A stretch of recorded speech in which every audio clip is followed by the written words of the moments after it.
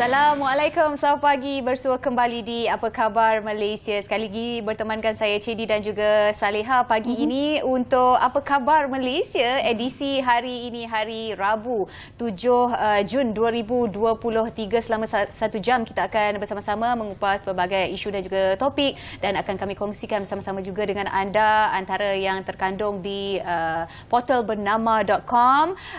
Diharapkan hari ini anda ceria. Apa khabar anda? Semoga apa jua yang anda lakukan 3 dan saat ini berjalan seperti yang dirancang, insya-Allah.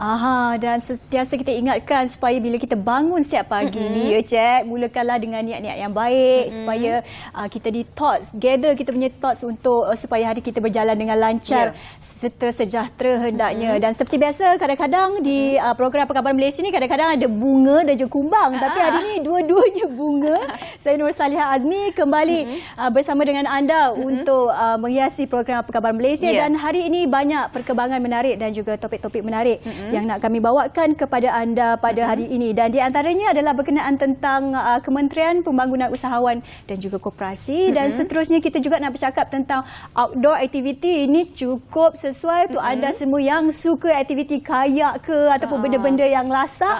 Terus setia bersama dengan kami dan juga banyak lagi pengisian yang kami nak bawakan kepada anda hanya di Apa Khabar Malaysia. Dan seperti biasa, kita nak semak juga perkembangan berita semasa dan kita roja kepada Cik sekarang, silakan. Dan antara yang terkandung di portal bernama.com, anda juga boleh dapatkan berita penuh di sana juga. Kita selusuri satu persatu di mana ini peringatan juga untuk anda di luar sana di beberapa kawasan, khususnya di Lembang Kelang maupun Putrajaya. Mungkin di kawasan ataupun berhampiran rumah anda akan kelihatan di ruang udara akan berlega-lega pesawat terbang rendah.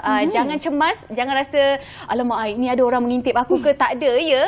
Jangan cemas, lihat pesawat terbang rendah itu kata TUDM. Ini berkaitan dengan peringatan kepada orang ramai agar tidak cemas ataupun bimbang jika melihat pesawat tentera terbang rendah di beberapa kawasan sekitar Lembah Kelang, terutamanya di ruang udara Putrajaya, di mana TUDM ada memaklumkan Angkatan Tentera Malaysia sedang melaksanakan persiapan bagi istiadat perbarisan mengarap panji-panji ke bawah duli Yang Maha Mulia Sri Paduka Baginda Yang di-Pertuan Agong tahun 2023 yang bermula semalam hingga hari yang sebenar-benarnya nanti pada 10 Jun di Dataran Pahlawan Negara di Putrajaya, dan ia akan melibatkan beberapa lintas hormat, beberapa pesawat helikopter Tentera Darat Malaysia dan juga Tentera Laut Diraja Malaysia dan TUDM. Ini juga berikutan Hari Keputeraan yang di-Pertuan Agong yang disambut Isnin lepas.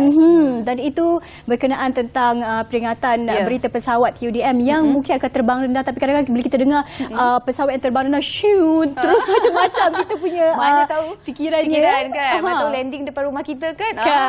Okey. Itu berkenaan tentang peringatan TUDM dan seterusnya kita nak juga berkongsi lebih lagi berita perkembangan semasa.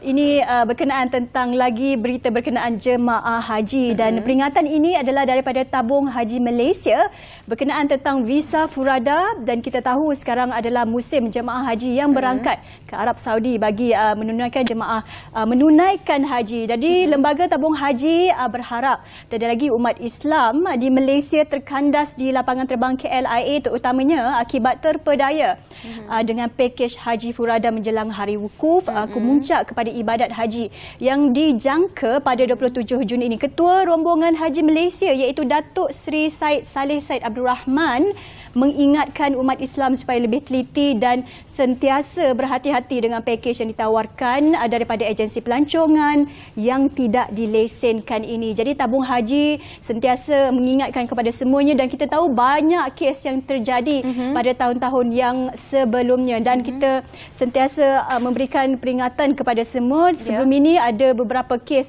yang melibatkan jemaah haji yang terkandas di KLIA. Mereka dah membeli pakej untuk menunaikan umrah dan haji ini tetapi tidak dapat berlepas, dan yang pastinya ini adalah satu perkara yang perlu diambil cakna dan prihatin kepada anda semua. Jadi peringatan daripada Tabung Haji Malaysia ini diharapkan dapat membantu kepada kita semua sebelum orang kata apa berniat juga menunaikan umrah ataupun haji pada tahun-tahun yang akan datang supaya perkara ini tidak terjadi lagi. Satu peringatan yang bagus bagus. Saya rasa kita kena teliti dan juga sentiasa berjaga-jaga. Okey. Ya. Baiklah, banyak lagi berita-berita akan kami sajikan kepada anda. Kita akan dapatkan dari bilik berita sekejap saja lagi. Dan sebelum tu kita nak intai dulu macam mana cuaca di Malaysia hari ini dari Jabatan Meteorologi Malaysia. Silakan.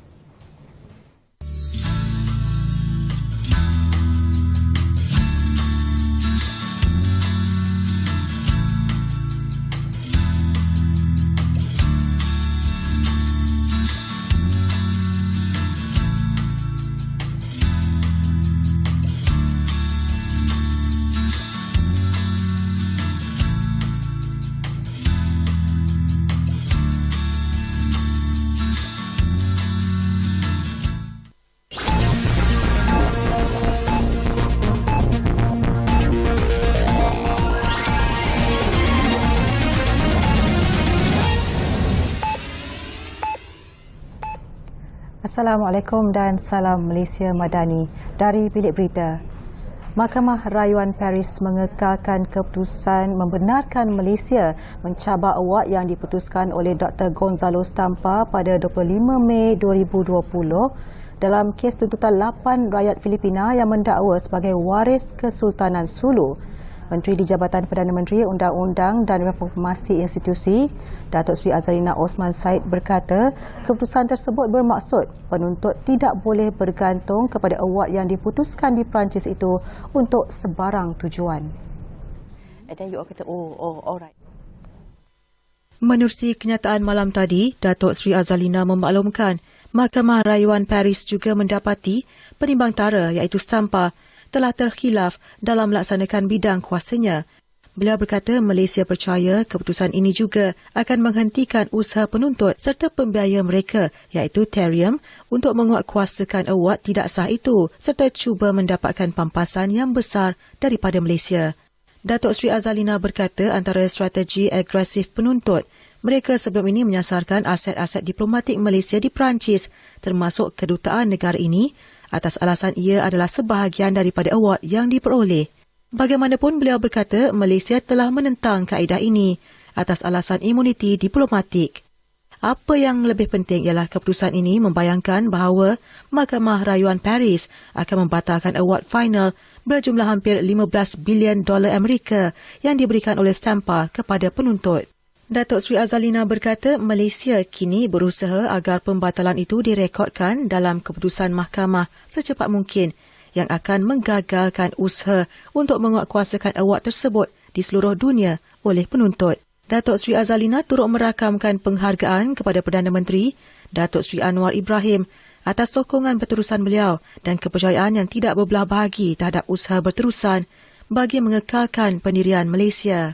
Kumpulan yang mendakwa sebagai waris Kesultanan Sulu itu dilaporkan mengambil tindakan undang-undang di Mahkamah Sepanyol untuk mendapatkan pampasan bagi tanah di Sabah yang didakwa dipajak oleh nenek moyang mereka kepada syarikat perdagangan British pada 1878.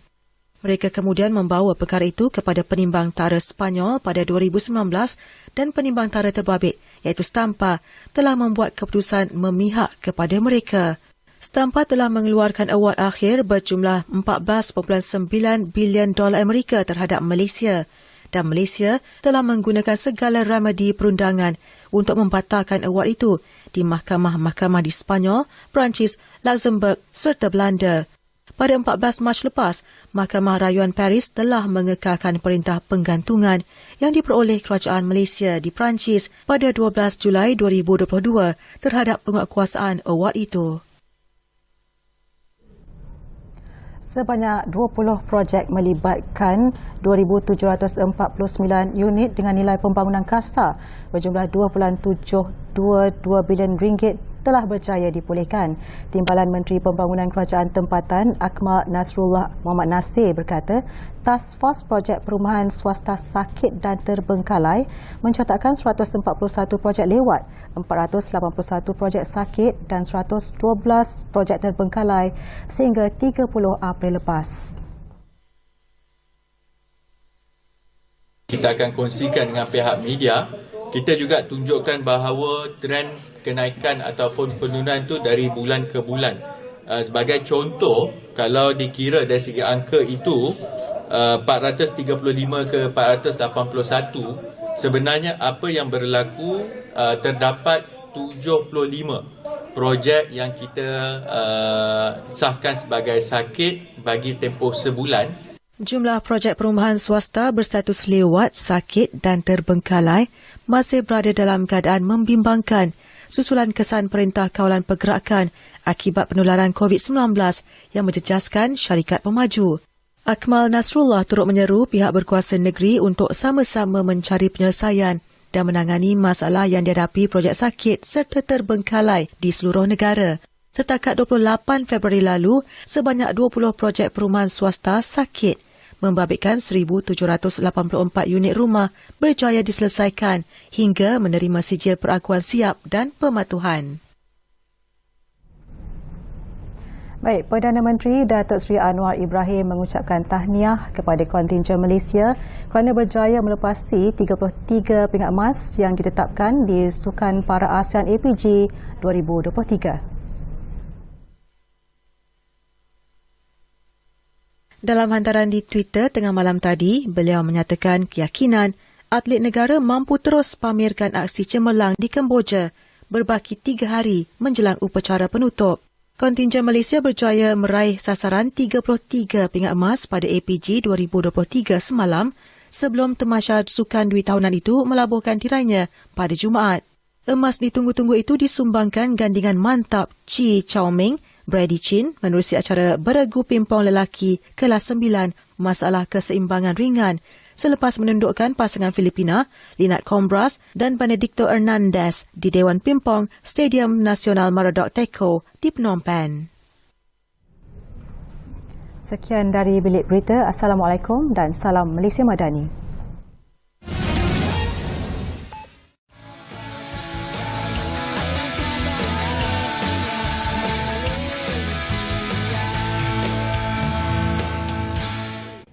Hai, terima kasih kembali lagi bersama kami di Apa Khabar Malaysia. Jadi apa khabar? Jangan ke mana-mana. Yang pastinya untuk slot ini kita nak bawakan kepada anda berkenaan tentang program menjelajah pembangunan usahawan dan juga kita di studio tetamu istimewa bercakap tentang program ini, apa yang bakal dilakukan dan sebenarnya apakah program ini. Jadi kita nak memperkenalkan di studio Puan Nadia Ismail, Timbalan Setiausaha Bahagian Pembangunan Franchise dan Vendor Kementerian Pembangunan Usahawan dan juga Koperasi. Assalamualaikum Puan. Waalaikumsalam. Terima kasih luangkan masa bersama kita pagi ini. Jadi permulaannya mungkin kita nak tanya berkenaan tentang program ini dahulu. Ya, okey.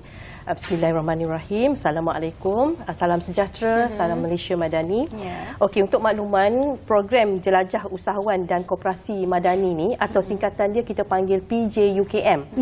Okey, adalah diperkenalkan pada tahun ini yang mana ia merupakan inisiatif kementerian kita, Kementerian Pembangunan Usahawan dan Koperasi, iaitu KUSKOP. Bertujuan untuk melaksanakan program-program dan aktiviti-aktiviti pembangunan usahawan di peringkat-peringkat negeri, okey, bertujuan untuk melengkapkan lagi ekosistem keusahawanan yang lebih holistik. Itulah dia. Okey, mungkin kita boleh recap balik, Puan, kenapa program PJUKM ini dilaksanakan? Okey. PJUKM ini dilaksanakan bertujuan untuk kita memberi pendedahan dan kita nak memperkasakan lagi program usahawan-usahawan di peringkat negeri, bakal-bakal usahawan dan juga usahawan-usahawan sedia ada di peringkat negeri, di peringkat negeri sendirilah. Dan juga tujuan lainnya adalah untuk kita memaklumkan kepada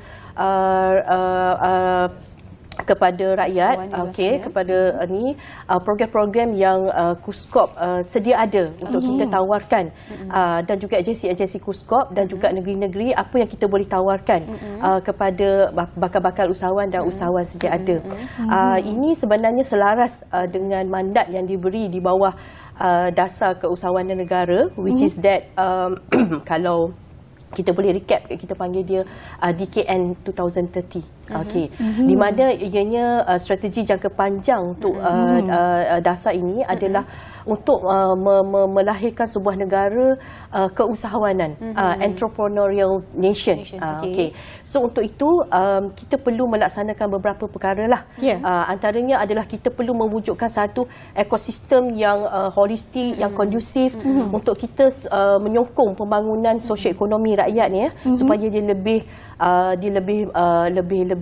seimbang, lebih mampan lah. Okey. Dan seterusnya kita perlu meningkatkan bilangan usahawan yang berkualiti, yang berkualiti, yang berdaya tahan, yang berfikiran global, dan juga dia lebih kompetitif. Dan pada masa yang sama kita perlu take care kita punya PMKS ni, perusahaan kita perlu tingkatkan keupayaan usahawan mikro, sederhana dan kecil kita ni, dan juga koperasi-koperasi ke arah kita membentuk mereka menjadi satu berfikiran rakyat yang berfikiran dan berbudayakan usahawan ni, ke arah mereka memilih keusahawanan sebagai kerjaya pilihan.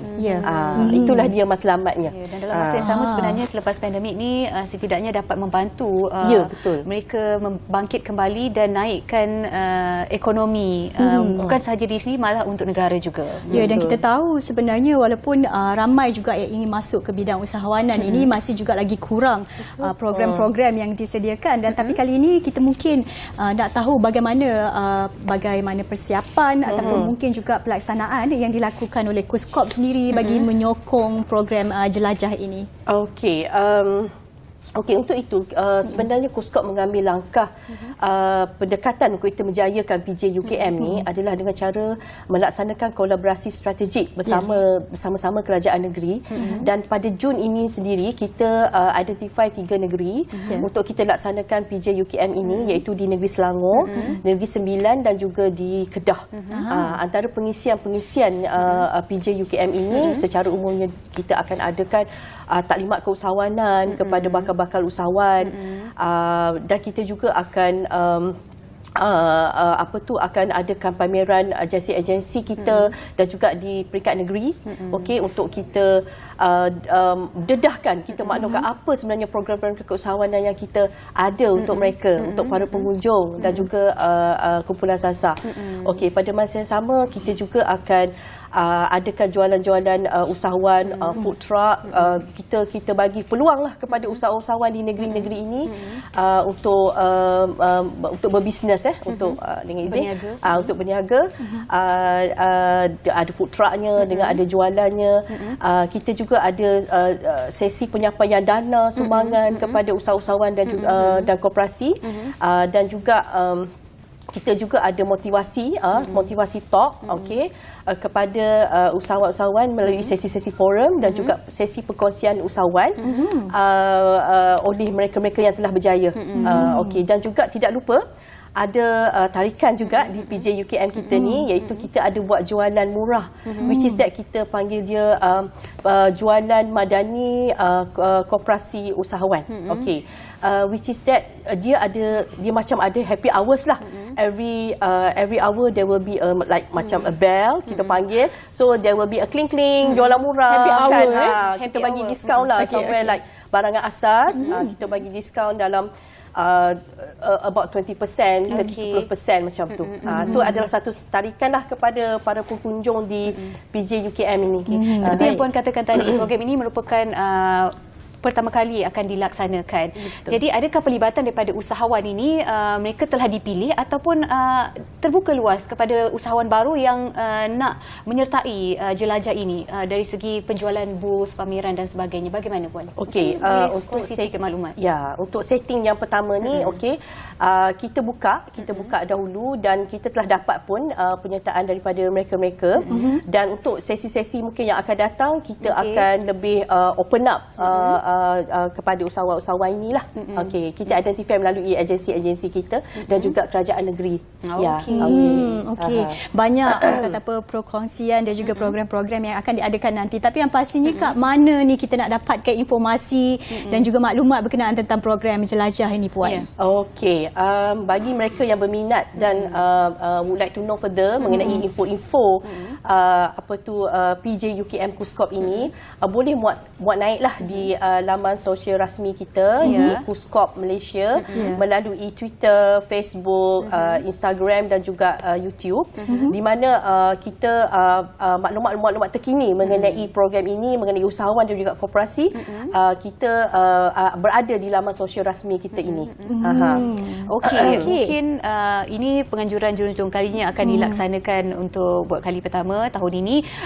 Mungkin ada perancangan daripada pihak Jelajah ni untuk masa akan datang bagaimana? Kita tahu ianya akan insya-Allah akan berjaya. InsyaAllah, dan besarlah harapan kita. Kita harap PJ UKM ni akan menjadi mungkin acara tahunan kementerian lah, bagi tujuan kita nak mendedahkan lagi, nak memperkasakan lagi semangat keusahawanan di kalangan nation, di masyarakat kita ke arah memilih keusahawan ni sebagai pekerjaan utama kebanyakan rakyat di negara kita. So kita insya-Allah kita mengharapkan kita akan dapat laksanakan ini sebagai acara tahunan kita lah. Tak akan berterusan sampai bila-bila. InsyaAllah. Dan dia menyokong juga sekira niat-niat murni untuk kepada para usahawan ni nak dapatkan. Tadi mungkin ada motivational talk juga. Kalau Puan kata kita bawakan orang-orang yang memberi contoh kepada mereka ini, mungkin menyuntik lebih semangat banyak juga. Jadi apa harapan Puan agaknya untuk apa yang akan berlangsung nanti untuk program jelajah ini dan mungkin di masa hadapan bila akan diadakan nanti? Ya, harapan kita dia akan seperti kita cakap tadilah, kita menyokong kepada dasar kita dasar which is on the 2020 menjelang 2030 nanti. Inilah dia kita aspirasi kita ke arah effort kita, the best effort lah kita rasa kita akan adakan selalu dan semakin ramai dan semakin ramai usahawan kita akan bertumbuh dan nation kita ni akan menjadi nation yang usahawan. Kejayaan utama kita, kebanyakan rakyat Malaysia ni adalah berniaga. We create jobs. Not we are the one yang hunting for the job. We are creating jobs. Mungkin Puan boleh bagikan sedikit gambaran bagaimana setup ataupun pelaksanaan ini dijalankan untuk lokasi yang pertama nanti. InsyaAllah dalam waktu terdekat ni kita akan adakan PJ UKM di Selangor di Dewan Raja Muda Musa, di Kompleks Belia dan Kebudayaan Seksyen 7 Shah Alam, di mana PJ UKM Negeri Selangor ini kita akan dirasmikan oleh Yang Amat Berhormat Menteri Besar Selangor sendiri, di mana kita akan padatkanlah pengisian kita ni. Sehari tu kita akan mulakan dengan taklimat keusahawanan oleh SUK Selangor sendiri dan juga agensi-agensi di KUSKOP. Dan seterusnya kita akan adakan reruai apa yang ditawarkan program-program keusahawanan di KUSKOP dan juga di kerajaan negeri sendiri. Dan tak lupa kita adakan jualan-jualan, usahawan-usahawan yang sedia beroperasi di Selangor sendiri, ada food trucknya, so meriah lah. Dan juga bila ini akan berlangsung? Pada 11 nanti, 11 Jun nanti, tak lama dah. Selama satu hari sahaja? Untuk Selangor ni untuk first ni kita buat sehari dahulu. Jadi nampaknya dalam banyak-banyak aktiviti yang menarik ni, rasa-rasanya mana satu yang paling akan diberi tumpuan ataupun bagaimana pendapat Puan?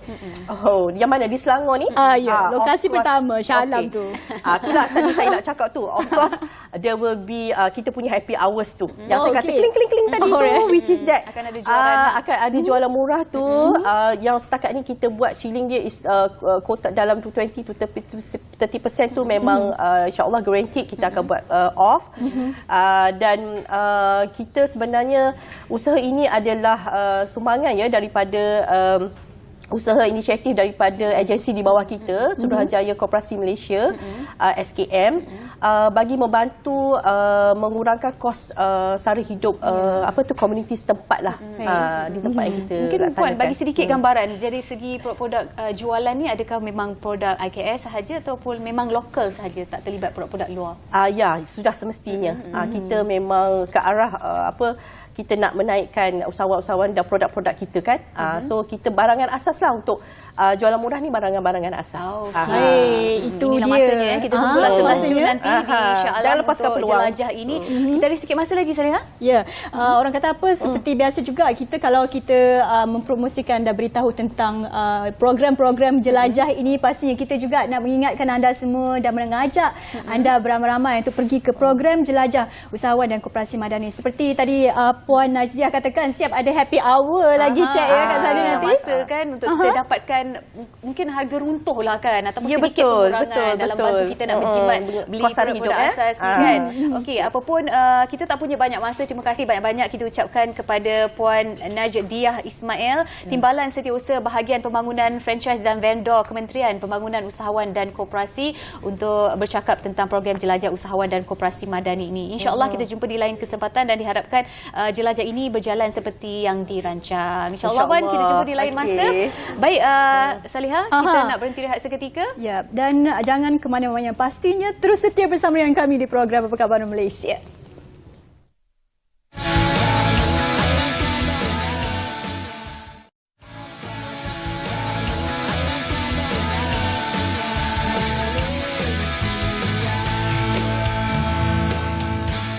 Masih lagi bersama kami di Apa Khabar Malaysia. Kita hampir menjelang Zulhijjah ni, orang kata dah nak dekat Raya Haji Aidiladha ni. Mungkin ada di antara kita yang merancang untuk melaksanakan ibadah kurban, ataupun ada di antara anda yang duduk di kampung ataupun di bandar tak ada akses untuk dapatkan ataupun cari tahu maklumat tentang macam mana kita nak laksanakan ibadah kurban. Sekarang ini mudah, semuanya di hujung jari. Mungkin anda dapatkan lebih mudah lagi menerusi online sahaja. Untuk maklumat lanjut berkaitan dengan bagaimana kita laksanakan ibadah kurban ni menerusi ataupun secara atas talian, senang saja kita menjemput orang yang tepat untuk bercakap tentang ikhlas kurban yang akan dilaksanakan untuk tahun 1444 Hijriah ataupun untuk tahun 2023. Tentunya di studio pagi ini kita bersama dengan Ketua Komersial Ikhlas iaitu Encik Muhammad Nur Afendi Yahya. Selamat pagi, Assalamualaikum. Terima kasih kerana sudi meluangkan masa. Okey, baik, kita difahamkan inisiatif ikhlas kurban ni dah masuki musim yang keempat, Encik Afendi ya. Yes, dan tahun lepas Ikhlas menerima perhatian ataupun sambutan daripada orang ramai dengan lembu sado seberat 1.2 tan yang dinikmati oleh lebih daripada 1,000 asnaf di Bukit Kerinci dan mungkin terperinci ataupun Encik Afendi nak kongsikan sama berkaitan dengan perkara ini. Okey, Assalamualaikum, selamat pagi. Sebenarnya ikhlas korban yang untuk telah memasuki musim keempat. Tahun lepas korban sado yang sebenarnya lembu tu bernama gemuk. Okey. Okey, gemuk ni dia 30 hari sebelum kurban dia memenangi juara lembu sado di Pantai Timur. Jadi kita berbincang dengan pemilik lembu tersebut dan kita melaksanakan kurban untuk ke atas lembu itu. Tapi kita memilih tempat yang strategik kerana di situ keluarga asnaf lebih ramai dan waktu itu masjid tu tidak ada lembu kurban. Jadi kita melaksanakan ibadah kurban di situ. Dan tahun ini insya-Allah kita ada permintaan. Insya-Allah kita meningkatkan lagi lembu sado ke 5 ekor. Okey. Daripada 1 ekor dan tahun ini ada 5 ekor. 5 ekor. Sebenarnya tahun lepas 3 ekor. Tahun lepas 3. Tahun ini 5 dia. Tahun ini 5 ya. Ya, Okey, jadi berkenaan tentang korban yang dijalankan ini juga ya, kita nak tahu bahawa dan sedia maklum juga bahawa pakej korban di atas talian ni sudah mendapat banyak sambutan. Banyak sambutan lah ya. Jadi untuk pihak ikhlas itu sendiri, bagaimana kita nak memastikan daripada ketelusan dan juga kelancaran apabila ianya dilaksanakan? Bagi pendapat Encik Effendi. Okey, so untuk ikhlas korban konsep kita mudah, selamat dan lancar. Jadi apa yang kita lakukan setiap tahun, saban tahun adalah meningkatkan mutu perkhidmatan dan juga kualiti perkhidmatan kami. Untuk tempahan sebenarnya amat mudah. Layari laman web ikhlas.com ataupun di aplikasi Ikhlas. Jadi kita lihat trend booking secara online ni amat meningkat sejak PKP melanda. Jadi kita lihat trend daripada sedekah di platform kami, penempahan umrah di platform kami, penempahan travel di platform kami telah meningkat. Jadi kami menyasarkan permintaan pelaksanaan korban di platform kami akan meningkat juga. Sehingga tahun lepas kita telah melaksanakan lebih daripada 7,000 korban di luar negara dan 350 ekor lembu di Malaysia. Di tahun ini insya-Allah akan meningkat lagi. Ya. InsyaAllah.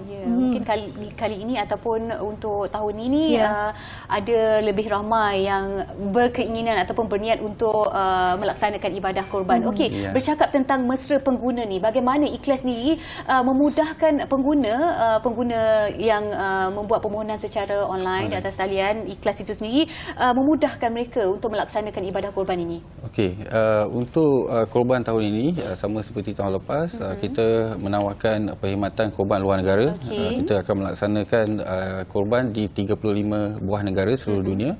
Dan juga untuk korban tempatan, kita ada menawarkan 2 perkhidmatan, korban penghantaran dan juga korban asnaf.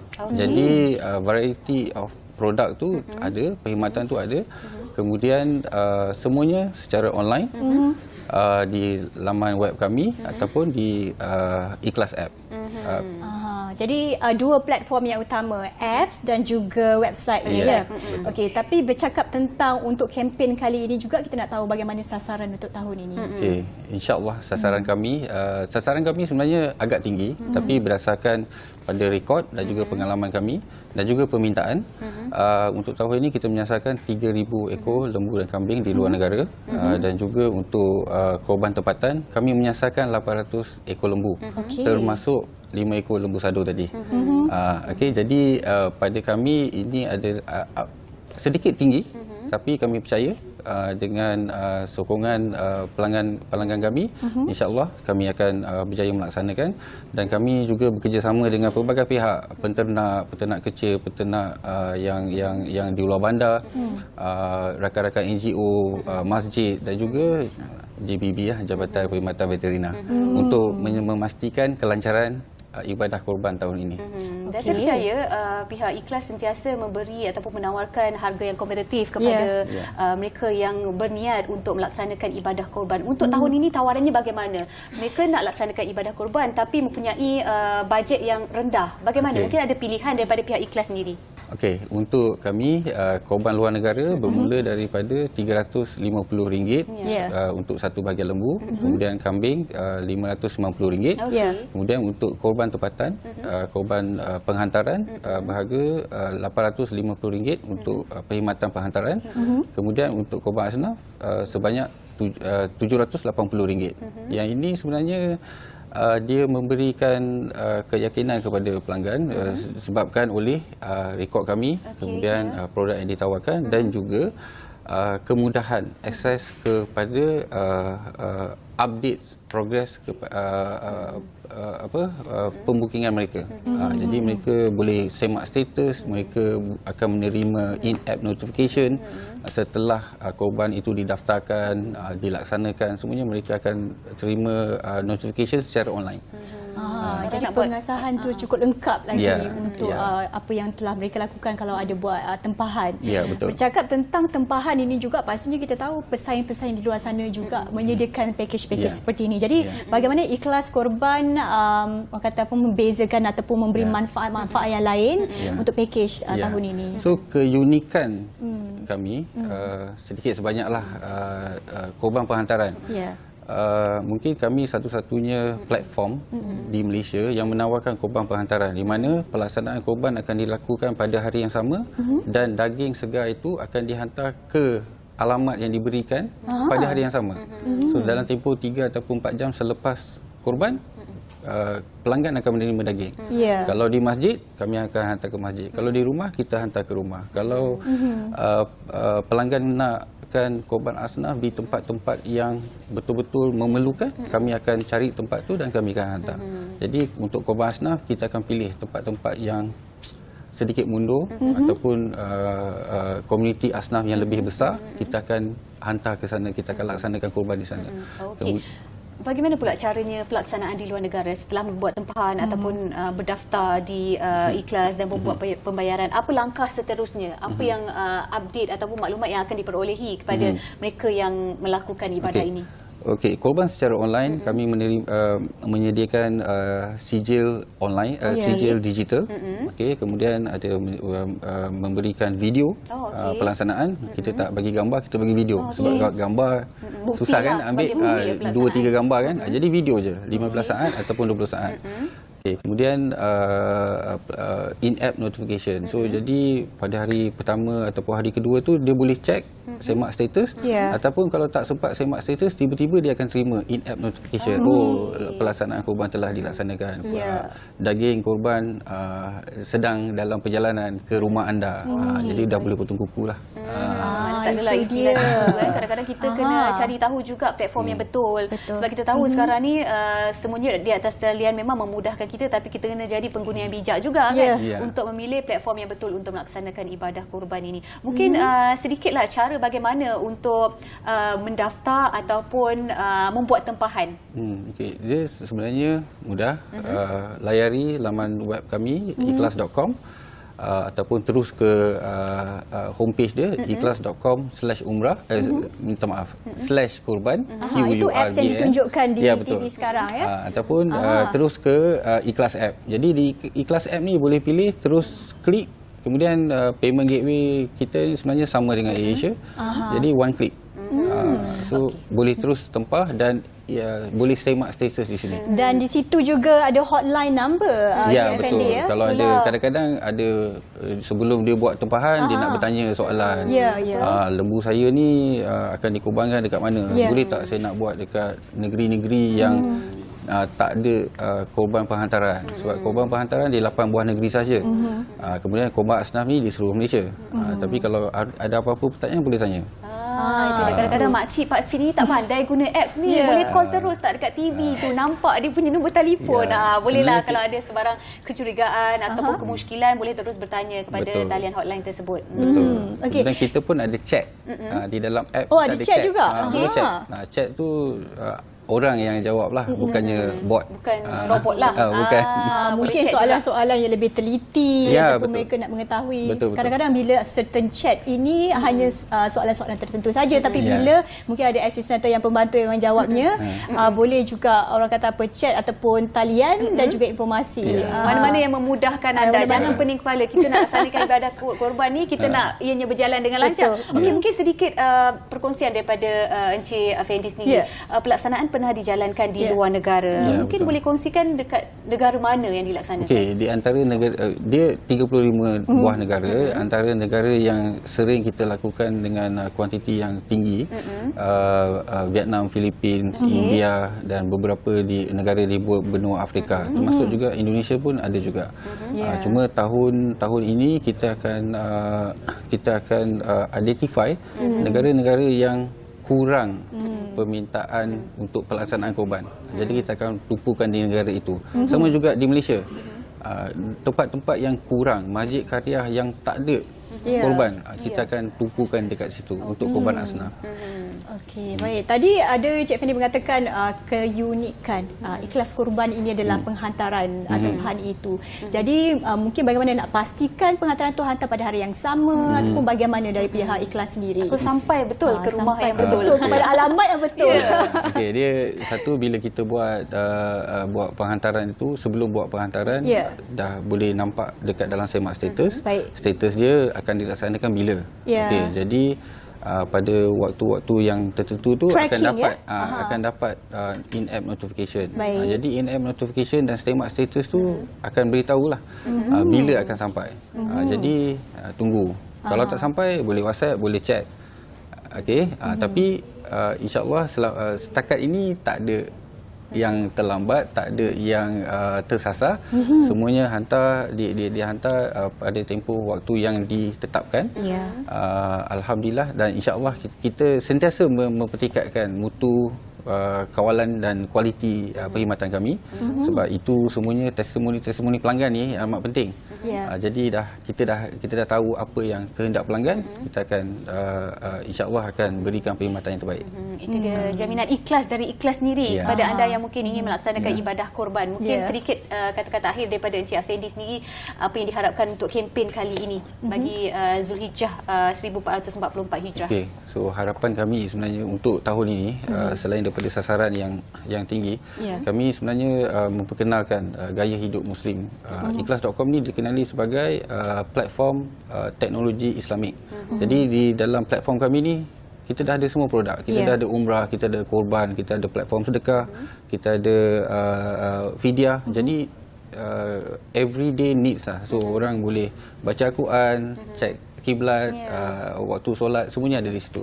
Jadi harapan kami semakin ramai pelanggan yang menempah korban dan juga produk-produk lain bersama Ikhlas. Ya, insya-Allah kita harapkan juga Ikhlas Kurban untuk 2023 ini berjalan dengan lancar dan seperti biasa kita kongsikan tadi juga informasi, ada hotline, ada chat dan juga link yang anda boleh masuk ataupun ketahui lebihnya berkenaan tentang program Ikhlas Kurban tahun ini. Dan kita nak ucapkan terima kasih yang pastinya kepada Encik Muhammad Nur Effendi Yahya, Ketua Komersial Ikhlas. Terima kasih bersama dengan kita. Nanti insya-Allah mungkin datang lagi bersama dengan kita. InsyaAllah. Semoga kempen ini berjalan dengan lancar ya. Terima kasih. Baik, kita nak berhenti rehat sekali lagi kembali di Apa Khabar Malaysia. Jangan ke mana-mana.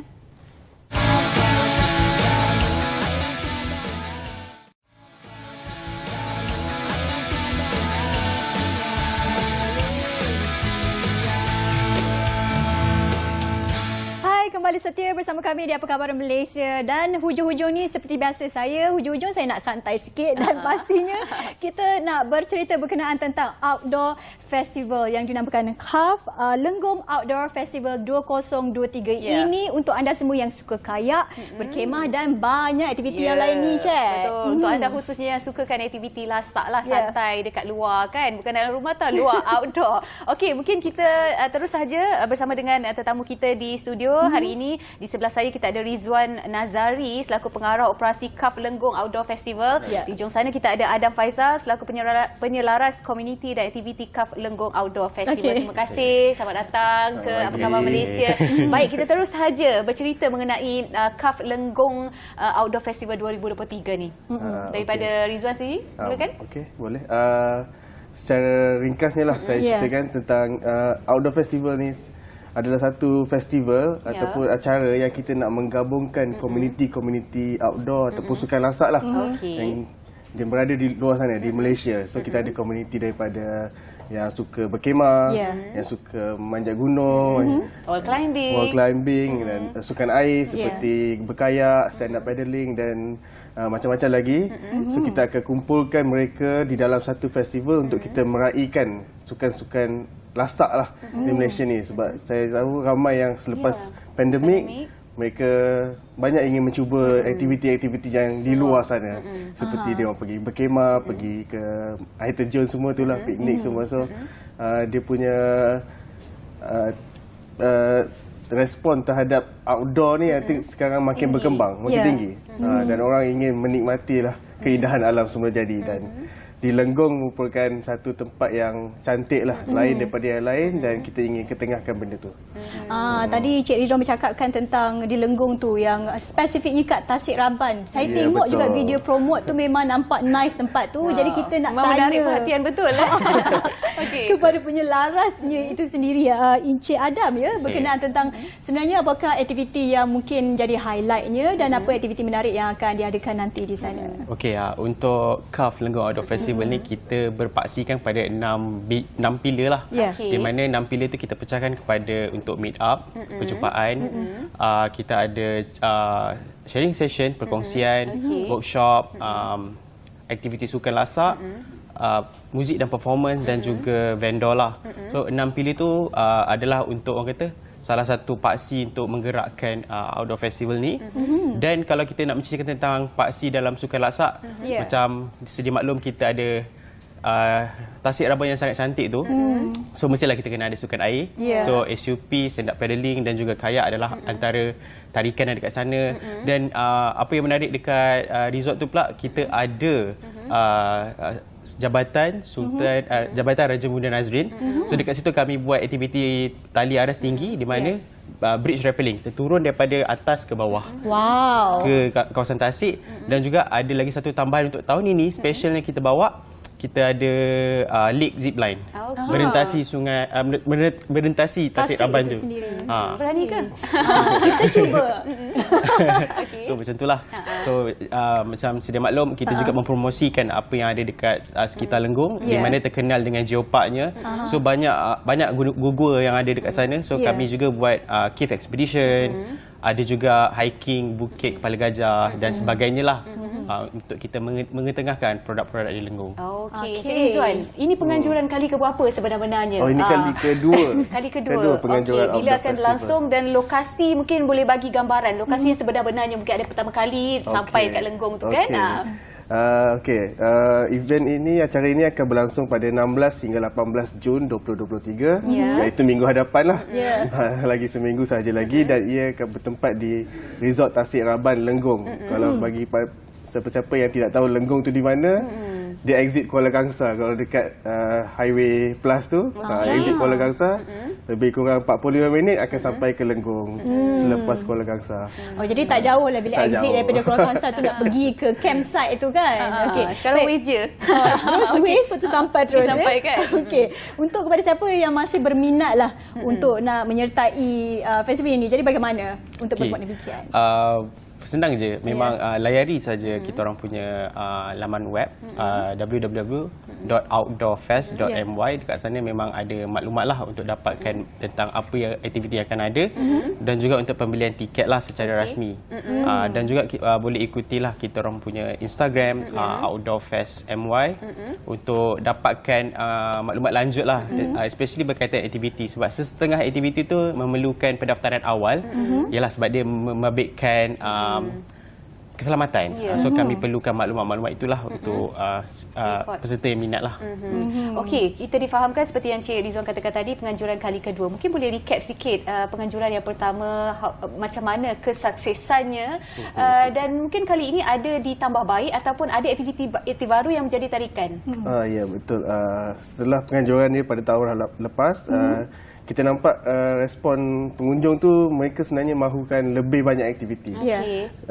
Jadi pada tahun ni kita buat dia lagi besar. Kita tambah aktiviti-aktiviti outdoor yang mungkin baru juga pada orang Malaysia seperti skimboarding.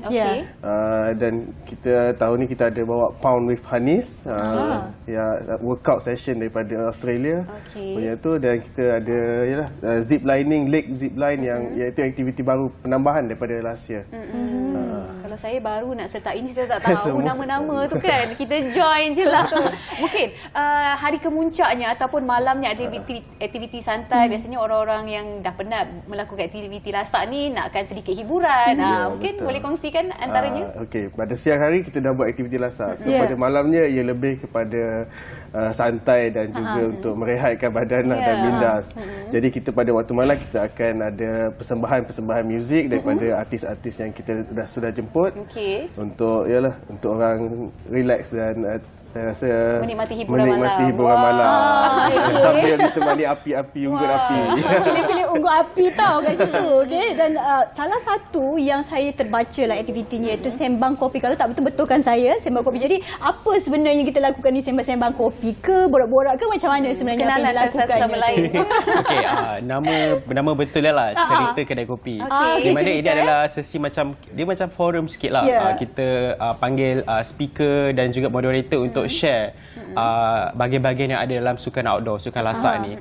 Ada yang menceritakan pasal gunung, apa tarikan gunung di Malaysia, ada juga mencerita pasal fitness, sukan-sukan larian, sukan air dan sebagainya lah. Dia lebih kepada perkongsian secara semi formal lah, di mana kita berlaku di atas stage untuk kita buat sharing knowledge macam tu. Ini satu aspek yang saya kira penting juga saya ingin tanyakan kepada pihak yang organizer ini berkenaan tentang aspek-aspek keselamatan. Kita tahu kalau kita terlibat dengan aktiviti outdoor ni, kita juga ada concern tentang pihak berkenaan tentang orang kata bahayanya, isu-isu keselamatannya. Jadi bagaimana penyediaannya dan juga penyelarasannya itu sendiri? Okey, untuk kami punya proses untuk kami menyediakan aktiviti-aktiviti ini, memang kami bekerjasama dengan operator ataupun juga orang yang melakukan bisnes outdoor ni yang betul-betul bertauliah lah, yang betul-betul ada pengalaman, sebab itu adalah faktor utama untuk kita memastikan proses dan juga keselamatan itu terjaga. Dalam masa yang sama juga kami melakukan orang kata apa, kerjasama yang kuat dah dengan majlis daerah sendiri untuk kita kenal pasti lokasi sesuai, apa lagi lah bentuk-bentuk yang faktor-faktor yang perlu kita mempertimbangkan sebelum kita jalankan aktiviti itu. Dan semestinya untuk aktiviti 3 hari ini memang kami includekan sekali dengan insurans lah, just in case kan. Itu penting. Medik pun ada standby, polis, rela, kerjasama dengan pihak-pihak ini juga kami utamakan lah dalam menjalankan sebarang aktiviti dalam festival. Apapun keselamatan, kita pun kena ambil cakna dan kita kena tahu jaga diri sendiri jugalah, walaupun keselamatan ketat disediakan oleh pihak festival ataupun CAF Outdoor Festival ni. Okey, mungkin Cik Rizwan nak kongsi sama antara sepanjang 3 hari ini berlangsung 16 sampai 18. Atur cara yang telah pun disusun atur, boleh bagikan gambaran? Okey, pada ringkasnya hari Jumaat tu, kalau sesiapa yang sudah menempah penginapan campsite di dalam kawasan festival, mereka akan set up kemah pada hari Jumaat lah. Dan mereka akan duduk di dalam festival tu selama 3 hari 2 malam tu di dalam festival. So selepas daripada itu, dia macam free and easy. Contohnya kalau pengunjung nak buat kayak dulu, dia pergi boleh kayak dulu.